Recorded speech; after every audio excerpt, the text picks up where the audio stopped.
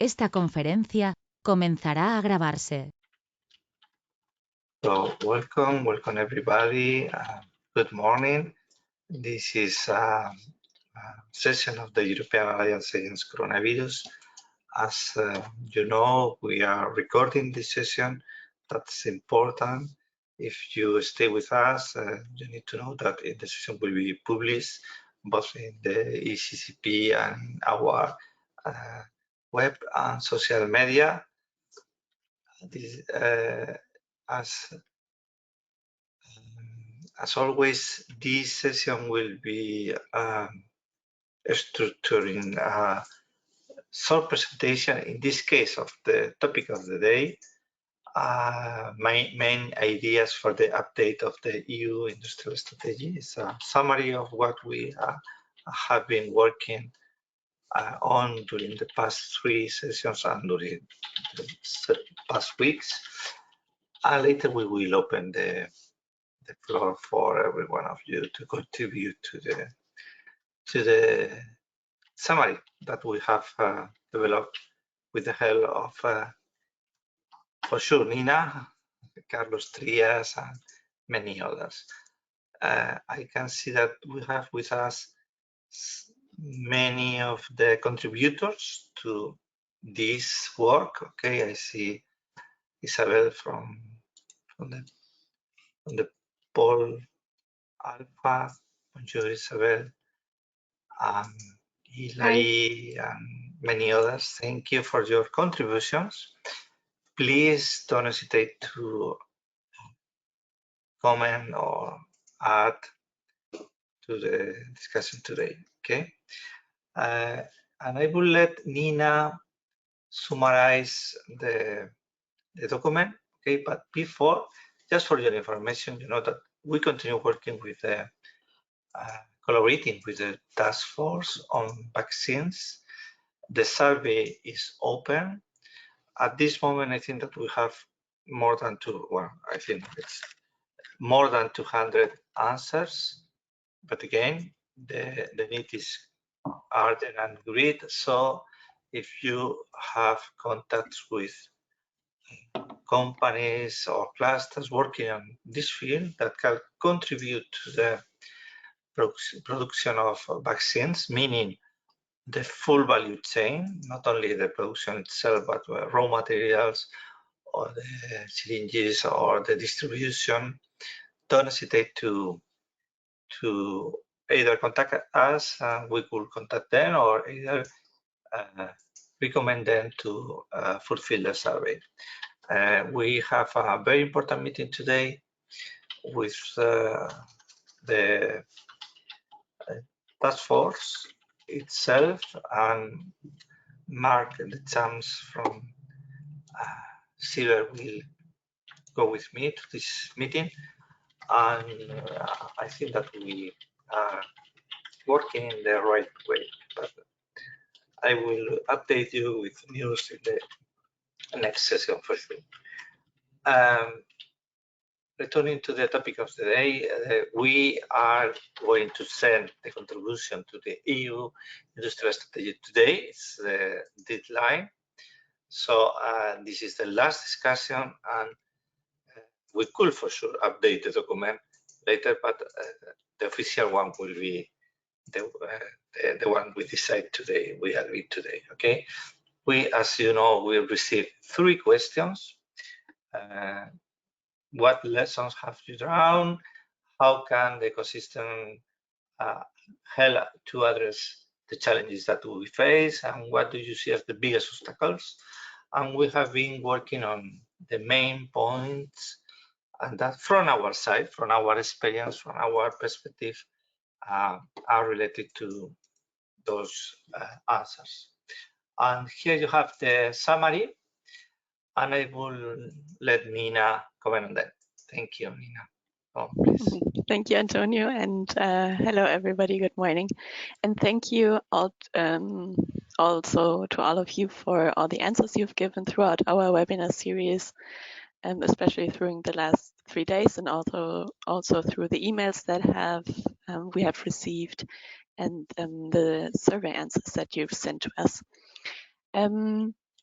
I've summarized some key topics, meaning that I will quickly go through them with the main points that we have formulated based on all the answers and how we compiled them. Of course, it's impossible to read the complete answer to the questions here in the webinar, but we will go through the main points now. For the lessons, just as a quick introduction, we were talking a lot about resilience, which is an important property of the network, which has become clear during the crisis. And this concept of resilience as a key determinant for our ecosystems is important so that we can also be prepared for the future to deal with unexpected challenges. And this is why SMEs and other companies need to strengthen the network throughout Europe to be more resilient. And here is a point where industrial clusters can help and be an effective stakeholder to improve the relations between the companies across Europe. And this is why it is time to reinforce European leadership through clusters, connect actors, and implement innovative proposals also for the economic recovery period. As a second lesson, we have seen in the crisis the dependence on global supply chains and that we need to put importance on our European SMEs. Our economic competitiveness is directly connected to our ability to source and provide crucial raw materials, technologies, and services. And this is why the crisis has shown us that we need to relocate some industry to Europe along full value chains. As the green transition is a big part of the industrial strategy, we need to strengthen circular and cradle-to-cradle economy aspects, e.g. through a joint recycling strategy at European level, and to work in our strong commitment to accelerate and integrate processes of the Industry 4.0 technologies so that in the end we receive a reduction of CO2 in our industrial activities. And also here, industrial clusters can help with the tasks and support especially SMEs to become strong partners here in Europe for their customers. As a third lesson, we have seen an acceleration of trends, especially through the crisis in the digital area, which is why a lot of companies had to quickly adapt the way they were working, the services and products they're offering, and adapt their business models to follow this acceleration. And this is something that is ongoing and where we need to support. And as was rightly observed also in past sessions, we not only need a technical upskilling, but also a cultural upskilling, as it's put in quotation marks. We need a change in the mindsets of companies, skilling them to think about the internal organization and to be open and to develop with this acceleration of trends also their company culture. Let's put it like this.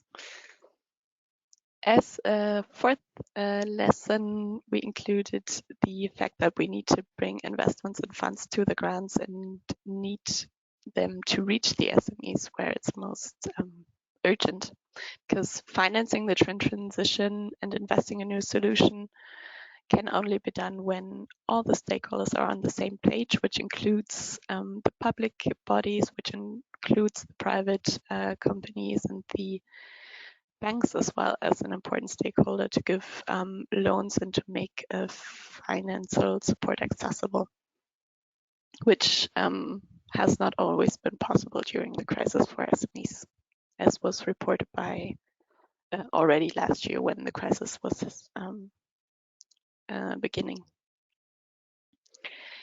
At the same time, the recovery instruments can be a good opportunity to adjust criteria in public procurement and also to make it easier for SMEs to access financial instruments and public funding. And here, clusters can also come in to bring public and private synergies together and create sustainable co-investments by creating different channels to redirect capital flows, especially for long-term visions project for the recovery and beyond. As a fifth lesson, and yes, thank you. We've seen that skills are key, especially to manage crisis and now for the recovery, because we've seen that there's an urgent need for adaptation to the new realities, and also the green and digital transition require a lot of skills, both from the side of the providers and also from the adopters, so that we have the personnel fit for the future. And this is why we should commit to a broad-based and inclusive training, share knowledge throughout Europe, and optimize our know-how resources with the Pact for Skills as a very good first start and beginning.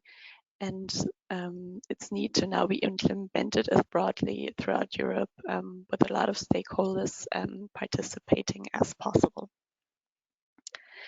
As a sixth lesson, we have strengthening social aspects. We were talking about keywords such as ethical production, corporate social responsibility, shared value, which are not only nice to have for the companies, but they need to be integrated into the DNA of our industry, because industry and society go hand in hand. And with regards to the green and digital transition, here what clusters can do is support in the implementation of the just transition plans for their regions and the territories, and to identify and implement shared value initiatives to address social changes also on the ground. And as the last lesson for as an answer to this question, we go to the public bodies and the framework. So talking about the fact that the public administrations should play a key role in ensuring a business-friendly economic environment and reducing administrative burdens for enterprises, especially for small companies, so that we can work towards these transitions together and to ensure standards, transparency, safety, social and environmental aspects that build our framework for all of us to move into the same direction. And what has also been very clear from the crisis, how important it is to have regional, national, and European policies aligned to be able to react to the challenges together and to build capacities throughout the policy levels, and in the end to create fair rules on all levels to uphold the global playing field. That is one of the priorities in the industrial strategy. Going to the next question on how the ecosystem approach can help us with addressing our challenges and building linkages with the recovery investments. We've talked about how the ecosystem approach can increase our cooperation and synergies across Europe. That means all public and private actors and citizens need to act together in a coordinated manner and share their agendas, their knowledge, their resources. And this is what the ecosystem approach can give us a lens for. Clusters in this concept can act as a broker, as a driver of change, as accelerator and enablers of the transition, and mobilize, which is a great strength of the clusters for all the stakeholders in the end, in the ecosystems. And we have various instruments for this. We have the national associations of clusters, we have their pan-European networks, we have the European Clusters Alliance, all as facilitators of connections between the different levels. Which leads to the next point, that linking policy levels at local, regional, national, and European level is very important, and this is how the ecosystem approach can also help to bridge these levels and enrich national and European visions with developments at territorial level. And clusters as the facilitators to diffuse information up and down, bottom up and top down for the enterprises and for the other stakeholders in the ecosystem. How do we organize this cooperation? This was an interesting point that was raised in our webinar about this question. We need balanced ecosystems. So we need to include all the actors of a value chain and beyond to create a network, and it should not be dominated by one entity or a big company. That's why we propose a shared leadership to build connections and manage the relation and cultivate resilience. And this is where the clusters can come in as a part, because we see that there is a need to organize cooperation. It does not work by itself. And organizing this cooperation can also lead to a well-defined knowledge transfer and a feedback cycle, meaning that all the actors that face similar challenges, it may be across the sector, cross-sectorial, or within the same, we can analyze and see how disruptions affect others. We can build a continuous dialogue and sharing experiences, these signals on disruptions, and to create a circle of feedback, reaction, and action, and to create a circle of continuous improvement within the ecosystem if all the stakeholders are at the same table and talking to each other. Match funding with right players. This is also a good point how the ecosystem approach can help us in bringing the funds to the right actors. The financial support should be available for all of them, on either whether it's on local, on regional, on European level. And combining the funds can lead to synergies between the various instruments that should be reinforced. And clusters and this part can be a good actor to provide information about these opportunities, but also can support SMEs in applying for them and make these funds more accessible. But what we should also work towards is lowering any obstacles because of bureaucracy to make financial support more accessible.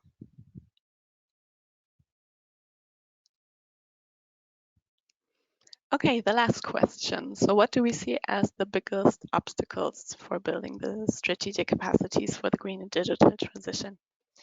One is definitely the financial and human resources that are available to SMEs, because we said that the implementation of green and digital solutions require high investments, both in terms of financial resources, so it comes with a high cost, but also in terms of personnel.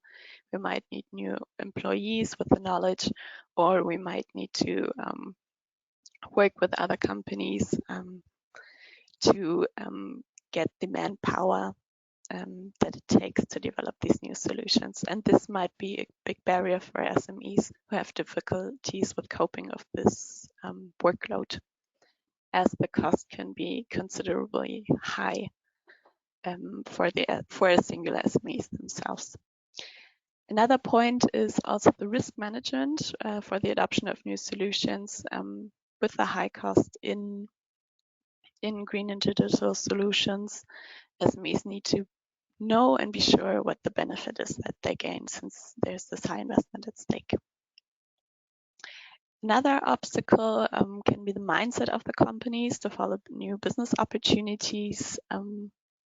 It needs a full commitment from the companies to follow the transition, and finding local and green alternatives, opening up traditional business approaches cannot be too easy, but it is necessary for the transition. And this might be possible through the networking and the help of the clusters. Another push can be through economic incentives. So what we need to do is to make the business case for the SMEs and justify the investment in green and digital transition, so that they know what the benefit is and communicate this clearly. And we can also push for to help the clusters in this, and to improve the cluster's capacity to provide business service for the SMEs. And what's an interesting point here also provided from that we received is that we should shift from a knowledge-based intelligent manufacturing to a data-driven or a knowledge-enabled smart manufacturing as a possible way to do this. Another obstacle, bringing the right players together. This was very obvious by the last presentation from Felix. We need the SMEs with their own specific needs to meet the providers that can actually answer to those needs. And bringing these technology providers and the adapters together is an important task, also for the clusters, where they can help to find an appropriate vocabulary to bridge the language barrier because of the different sectors that the SMEs are working in, and improve the communication so that each side understands first the needs, but also the possible solutions that we can have. And also on a larger scale, we should talk about communication, because a broad adoption of the green and digital solutions require a strong communication campaign. So lack of information and awareness can be overcome if we focus on the chances and the benefits for the green transition, and that they are transmitted in a language that the companies and the SMEs understand. And one message should be made clear in particular is that digitization can be a tool for the green transition. So we don't talk about two separate trends and developments, but this is actually one transition with the aspect of digital and green that go hand in hand and that influence each other. And this point needs to be made clear. Another obstacle relates to the regulation infrastructure and technology access, so more about the frameworks. We still see a digital divide in Europe. We have industrial centers and we have the periphery, where there are differences in the digital infrastructure and the possibilities for SMEs to implement the digital transition. What helps companies, especially to overcome the barrier for the financial and human resources that they have, are state-of-the-art pilot infrastructures, demonstrators, shared facilities that they can access, and that can help them test solutions and find the best implementation for them. On the other hand, we have, especially with regards to remote work, digitized work, we need to find the right regulations and further regulations done at European and national levels to standardize rules for everybody and for all the companies, and to take the workers' needs into account.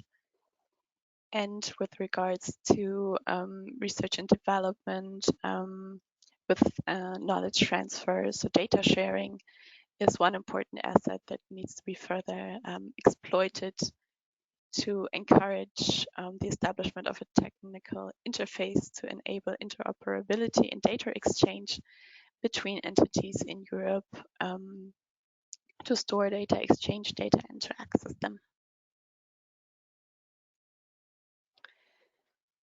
And finally, we have reskilling and upscaling. So we've seen that the twin transition require increased competences and knowledge from all sides, from the providers, from the adopters, from the personnel, from the employers. And this is why we suggest to develop capacity building programs to help clusters provide advanced training and a sustainable advisory service, business services, so that we can have an active role of clusters in the labor markets, building through their capacities for rescaling and upscaling, and to help with the implementation of the Pact for Skills. This was it as briefly as possible in a nutshell, so that we can now have time to include points that you see are important and that still are missing. Thank you very much, Nina, for your excellent work. And now the floor is open for comments and suggestion of improvements. I'm sure that we have left some important points, but you need to help us to identify them and to complete the document. So, what do you think?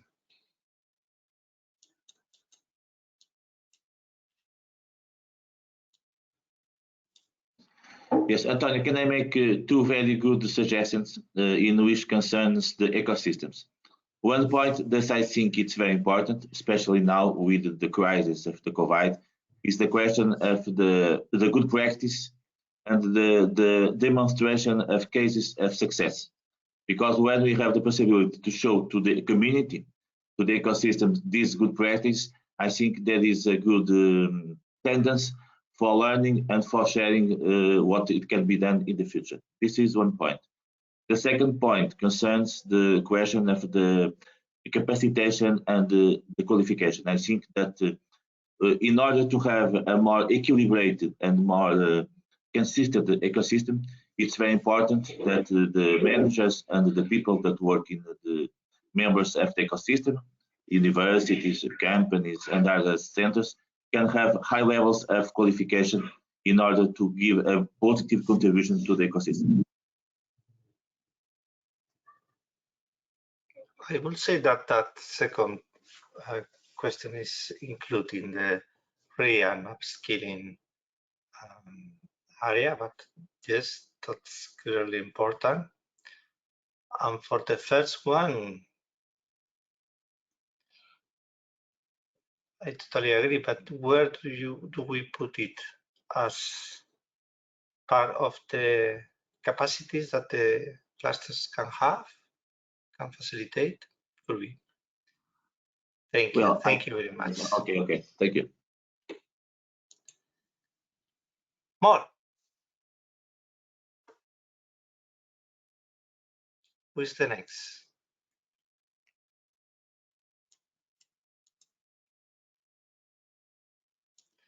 Please don't be shy. This is a collective intelligence exercise, and I am sure that you could provide with very good suggestions.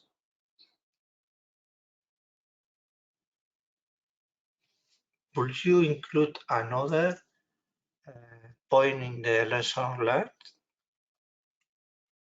Good morning. I'm Aurora. It's so good. This work has been so well organized and so well done. Thank you, Nina. That I still have no time to think about new points. But on those points that Nina has shown us, on question 3, the obstacles, on the question 3 on the obstacle 3, I would add another solution, let's say. The SMEs will not have the opportunity to have access to those consultants, external consultants, because they will become scarce. Everyone needs the same thing, so they will for sure increase their prices, not only the professionals to be contracted, but also the consultants. So the solution could be that the clusters could organize a shared consulting, even using the large consultant firms. I'm not criticizing that. I'm only suggesting that for the common shared needs of the SMEs, a project organized by the clusters of each area could help the SMEs to have access to those solutions. Good point, very good point, Aurora, as always. Thank you. We could highlight that in the obstacles, for sure. We will include that. Other comments?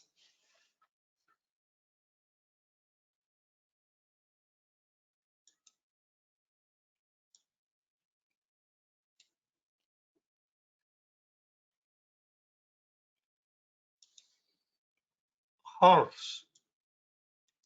I see you there. Would you add something from your experience, Horst, in the biotechnology sector? Difficult for, hello everybody, good morning. Hello, good morning. Difficult for me to comment because everything is, as with all the other, let's say, sections, very much in movement, and I think all points are very important, what we see here, but well, let me put it this way. This industry has not been hit as hard as other industry, but on the other hand, there are huge investments that have been partly made in for example, in getting forward, for example, in the therapeutic developments, etc. It's difficult to judge at the moment. Yeah, I'm taking up at the moment and do not yet know how this can work with that. So the industry is not lying down like in other industries, so they're working hard and they have something to do. That might actually hinder some things because they are not hit as hard. So yeah, so no real good comment from my side. I'm still watching. Yeah. Sorry. No, thank you, Horst. I was asking you because I am thinking about what are we learning now for the need of the task force, because we have a need for a task force working on increasing the production of vaccines for some reasons, you know. Which are those reasons, and how can we improve our industrial strategy in order not to have those reasons in the future, you know? Yeah, I'm happy to comment on that. Go on, please. Yeah, the main problem. Well, we have been working in the field or in this for this question already before we had discussed that here on this level in these meetings. Yeah, and what we found out, let's say, are completely different obstacles. For example, we had identified at least one, if not two or three companies who would be willing to join, but the obstacles come from those who have to give the licenses or with whom one has to cooperate. So, for example, if we find, I find it fantastic. I think this was a wonderful action that you organized there. And we have 200 possible production facilities here. But the problems then all of a sudden start in this way, that those who do that, they do not have the logistic capabilities to do that. And sometimes, as we had here, for example, and they sent you, because we had informed them and they sent you their proposal, they can only produce, let's say, between 2 and 4 million vaccine doses per month. That's not interesting for the pharma industry. They said, too much work for us. If you can do it 10 times as much, we do not, we will not, it's not interesting for us. So there, I think sometimes we have to work on the problems in a different way. We have to find ways to, for example, convince those who are producing already now that they really give the small ones another chance to do that. Yeah. So the problems, now we have the first step. Well, we have a basis. We have, and I think among these 200 which you mentioned, there might be some, well, at least 20 excellent candidates. But in general, you would say they will not probably get a chance because the current suppliers see it as a too big problem, and of course they also have to share the profit then, yeah, because they are producing something. I do not know if that works, and maybe we have to do something there also indeed on the big European level, that they are kind of forced to accept this offer from the smaller suppliers. That's what we need. And even if we produce too much, it's not a problem. Well, we can, it could be a fantastic sign of the European Union that we provide vaccines to the rest of the world if there's a kind of overproduction. So that that's an excellent point. So we are speaking out, it's far easier to coordinate actions with the big ones than with the smaller ones. And what we need to do is facilitate the creation of a critical mass through the collaboration. Yeah, so joining many small actors, that what will be the challenge, no? Yeah. Well, I'm happy if you need this kind of let's say knowledge advice that we have gathered in the past weeks. I'm happy to join also let's say any meeting of the task force or so. On the other hand, I have a lot to do currently with our therapy strategy, where we are currently in the evaluation process, and it will be decided by the end of next week which companies will receive funding. So we have provided, as I told you 2 weeks ago, some 50 million euros for this kind of therapy development, and that will start soon. So I'm busy, but I'm happy to join you as well, because I think that's a very important part that you have tackled here. Okay, that's excellent, Horst, and you can be sure that we will use your knowledge. So thank you for offering your time and expertise. We'll take it in account for sure. Thank you very much, Horst. So I think that there is another person with the mic open, and perhaps who wants to speak and share. If not, Clodak, I see that you are commenting on the chat. Very interesting points. Would you say? Clodak.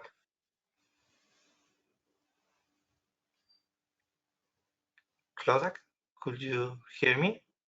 Can you hear me?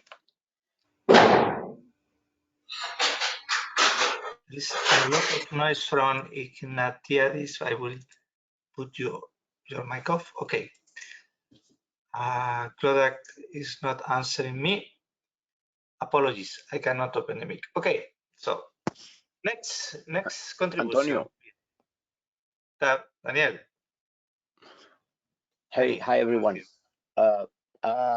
From our experience, we can say that there is a very important factor here that that needs to be, at least for Spain, and I guess it repeats everywhere, is that many of the SMEs are perfectly capable of participating in innovation projects and receiving funding, but they have no idea what this world of innovation is about. They are potentially perfectly prepared to undertake if they get a little support, but they need to get support from somebody who is not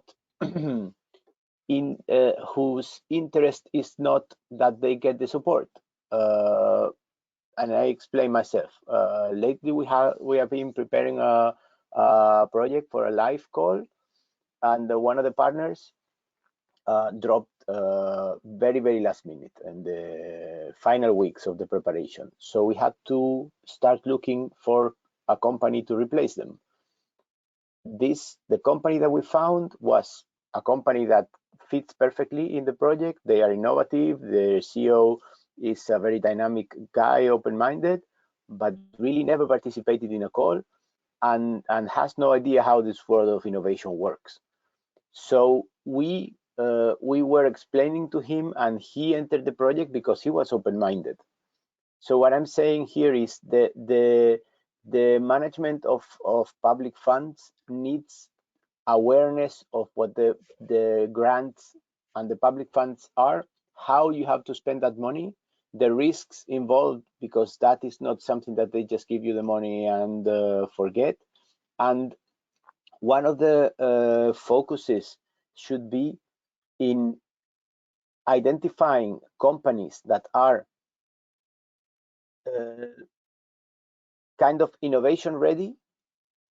So just prepare to start participating in the projects, and some form of entry-level participation where there is not extremely heavy paperwork and extremely heavy implication or even great parts.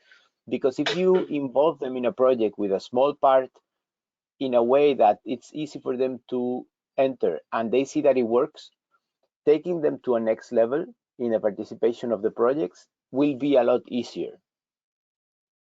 And I think this is part of the work that should be done when we're talking about financial and human resources on SME and mindset, because it's actually that nobody knows how to deal. Well, not nobody, but very few people know how to deal with funds. If you try to look for an expert in European projects and public funding, they are very, very scarce and very valuable in the market, and there is a big opportunity for new profiles there. I think that would be a confirmation that the analysis is correct, or at least one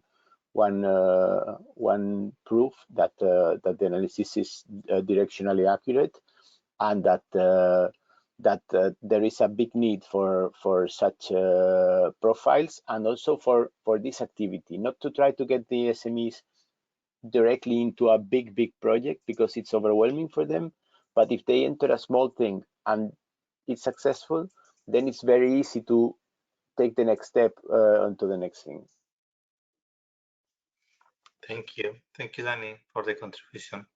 So I will highlight several points from your speech. No, one is about communication on the opportunities and the complexities also of those funding opportunities, and the other is about how to involve SMEs on these activities. No, I will say. Thank you. And I see a comment from Vasco. Vasco, would you say? Yes, good morning, everybody. Now, my comment is, in fact, in the obstacles, there is nothing mentioned about the public authorities' behavior. And I think that at this moment is not only the mindset of companies that should change a little bit about due to the context, but also the public authorities. So I think that that should be also included. It's my opinion, but because they should think that their job is not only giving financial support, but they should think that they have to work all together with the private society, I think. Very good point. I think we will review the phrasing of the point related to the change of mindset. Yeah, it's not only of companies but also of institutions, public authorities. Very good point. Thank you, Vasco. Patrick. Bonjour, Patrick. Bonjour. Happy to see you. Thank you. Yes, thank you again to Nina and you for this very brilliant and it's a comprehensive summary. It's more than a summary. It's almost a roadmap, I would say. Just the only comment that I had coming to the previous discussion is to have a business mindset in our action, especially to convince SME to jump on board.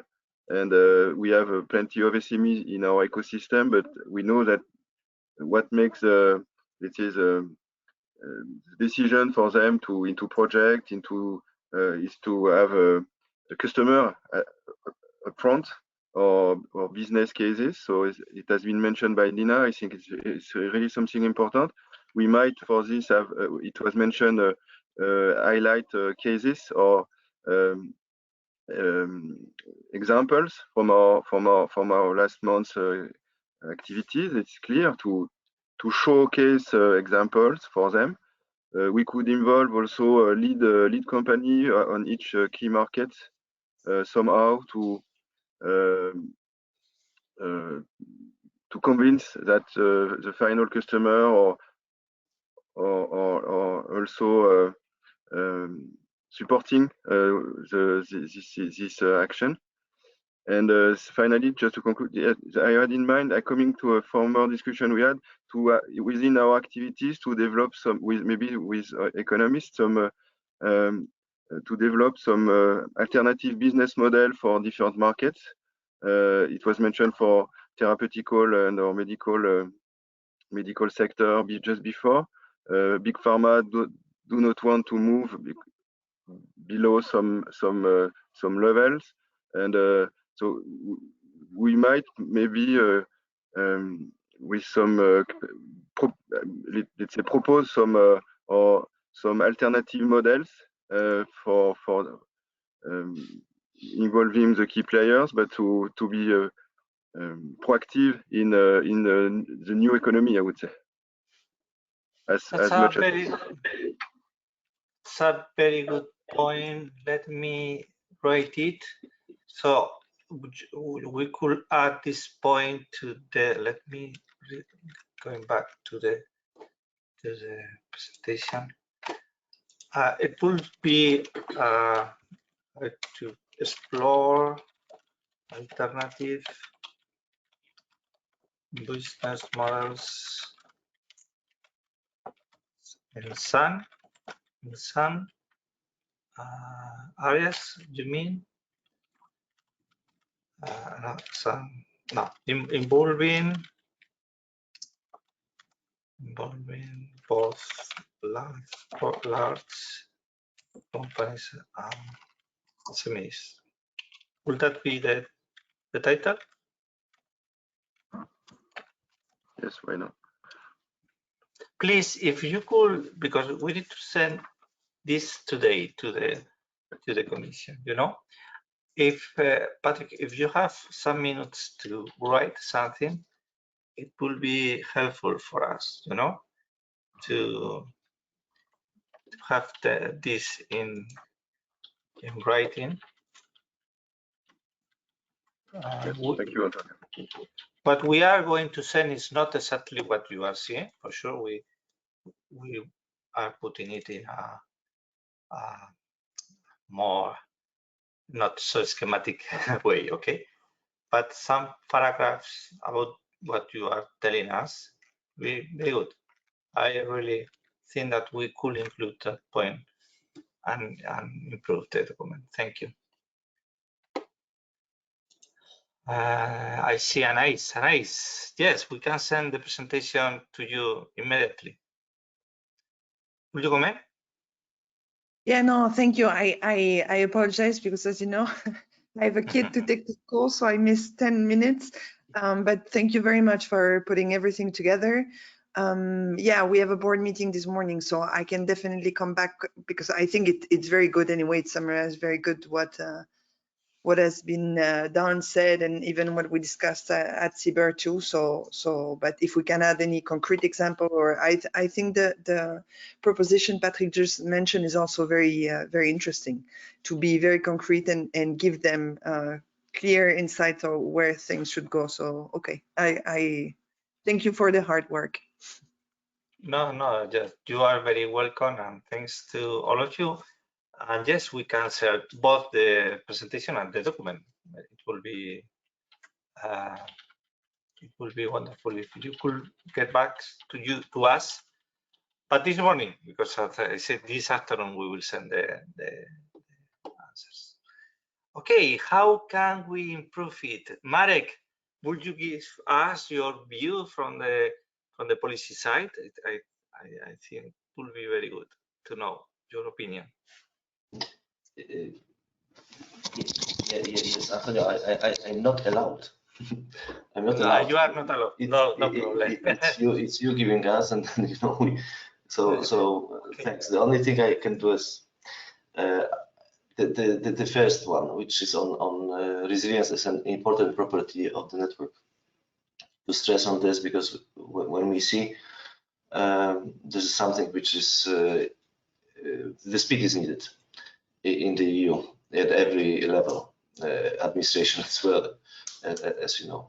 But I want, once you finish, then give me 3 minutes for the communication announced yesterday. So, but for now, I will refrain so that you continue, and then give me 3 minutes, and I.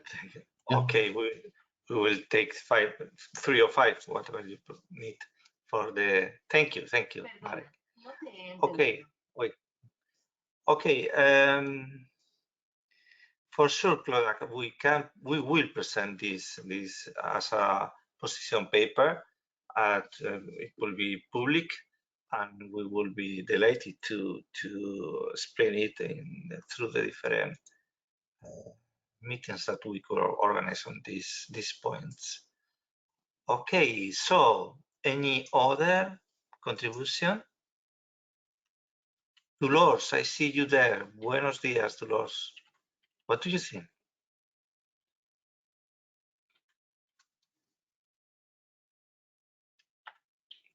Good morning. Oh, good morning. Thank you for the presentation and for the work done, Nina and Antonio.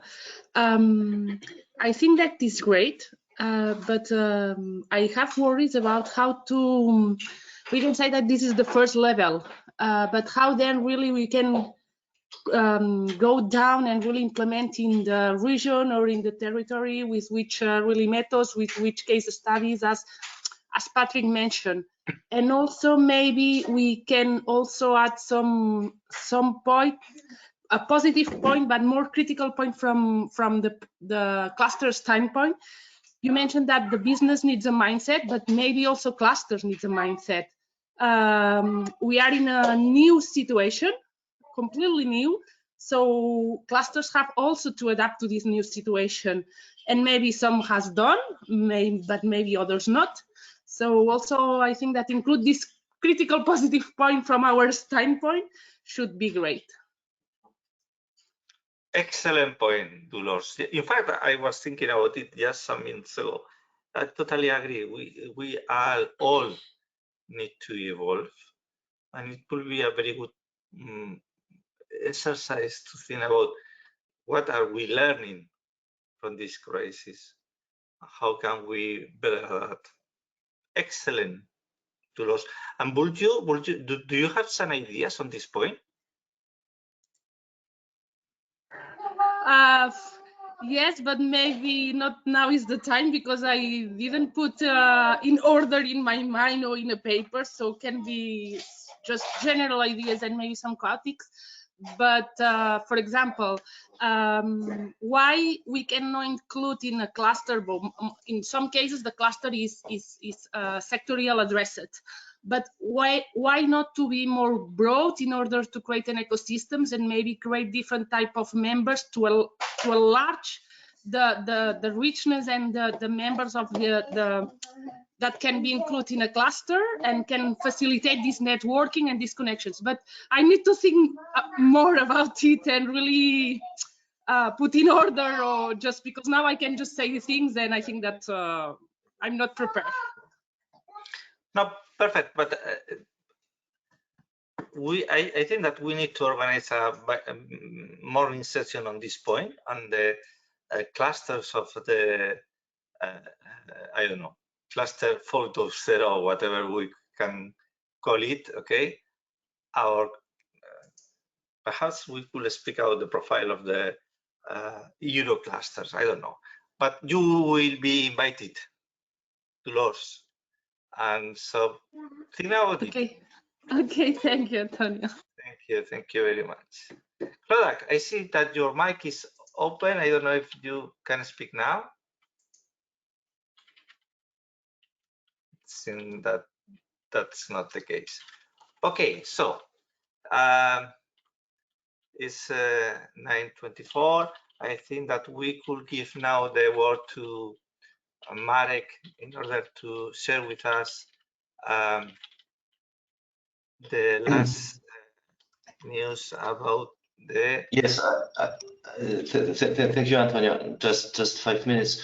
This is the yesterday adopted communication, which is a result of all our work for last week with different stakeholders in vaccine production. As you know, my commissioner is now the vaccine, the leader of the vaccine task force, and we are having very intense discussions with different associations, different organizations, including European Cluster Alliance. So this is the communication which was published, and there are actions which are going to be taken by the Commission and not only by member states as well. And I would maybe if you give me the rights, I will go very quickly through, because this requires more reading, and we don't have. We can have dedicated meeting just for this once everything is. Can you see it? Yes. So yes. Just very quick main point, and I think this is very important for the European Council of Bioregions. Yeah, as well for Horst, and what are the plans? So rapid detection of new variants, yeah, whole genome sequencing. The money will be put very much in this. So first of all, we create HERA incubator, the institution which will look at hazardous biodefense preparedness for the Europe, and this is the incubator, because then it will develop. Right now, the action. So whole genome sequencing is related to detection of new variants. So testing, new PCR tests, and financing for this. So 75 million euro just for this from the EU, but of course other funding with member states. This will be discussed, and we will present recommendations to member states as well on the wastewater monitoring of tracking COVID-19, and I think this is something which is interesting for water clusters to get involved with everything, technology and dissemination. Then another point is research and further analysis of for vaccination, but as well treatments of different variants. So 30 million euro from Horizon 2020 dedicated for this still this year, and special shift like to launch as soon as possible from Horizon Europe 120 million euro for this purpose. And of course the work with WHO and the others. Then we have the European Clinical Trial Network to be created. This is called Accelerate at EU level, at this, so that we can swiftly support everyone who is involved in and want to work with trial. The second, the third phase. Then we will improve the advanced purchase agreements that we have right now, and find new capabilities for production vaccines, financed with an emergency support instrument. Then this is part of the actions. Then further on the regulatory side, of course, adapt the regulatory framework for the authorization of new vaccines, and so that the variants of vaccines, this whole process is faster. Reinforce support for researchers and manufacturers to reduce by a maximum the necessary time for approving new vaccines and new production slides. So, and suggestions in this regulatory matter, as much as we can streamline the process. And the one which I'm directly involved is ramping up industrial production of vaccines, and so the ideas for, of course, what we are working on this database, which is being collected now, will be very helpful for potential bottlenecks, but as well dedicated licensing mechanism. This is the idea that on the voluntary. When the big companies who have the patents, they allow technology owners to retain a continued control. So they have the ownership, but they are allowed to to have the share the technology know-how and data if agreed. The example is between Pfizer and Sanofi, so that the others can produce vaccines. And then this may be particularly important for clusters, but the operationalization of this is not yet very. No, we will work on this EU-FAB project, a network of EU ever-warm single and multi-user, single and multi-technology production capacities for vaccine and medicine manufacturing at European level. This is what we always were preaching about: fast, flexible supplies, flexible. So the ambition is that we are vaccine power in production in the world, and this will be needed. So I put in this. Maybe we can link this with another session once this is well established, and we can have discussions particularly on this together with some input from clusters for the vaccine production. So thank you for this. I'm just you can read this in detail. Usually when the communication comes, then the next steps are coming. So the communication is the first step for the actions. Thank you, Antonio, for giving me the chance to present it. Okay. You're very welcome, Marek. Thank you, and for sure we can organize a session just to present the document. And please, I will suggest for you just to please look for the dates whenever it's best suits you and whoever will participate from your side. But I think extremely interested, and I know that the companies that are sending us information are interested in knowing about these plans.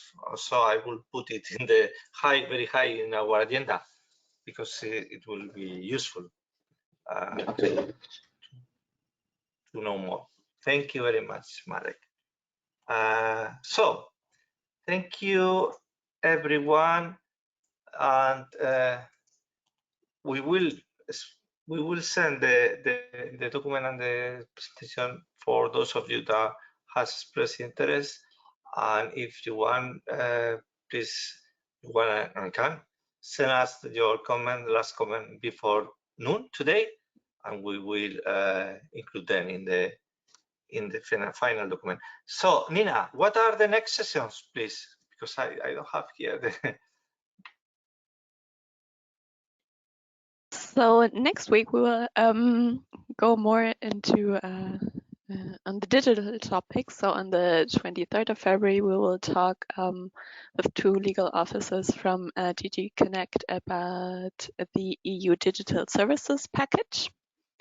And on the 25th, we will look at the collaboration between SMEs and digital innovation hubs with two cluster managers.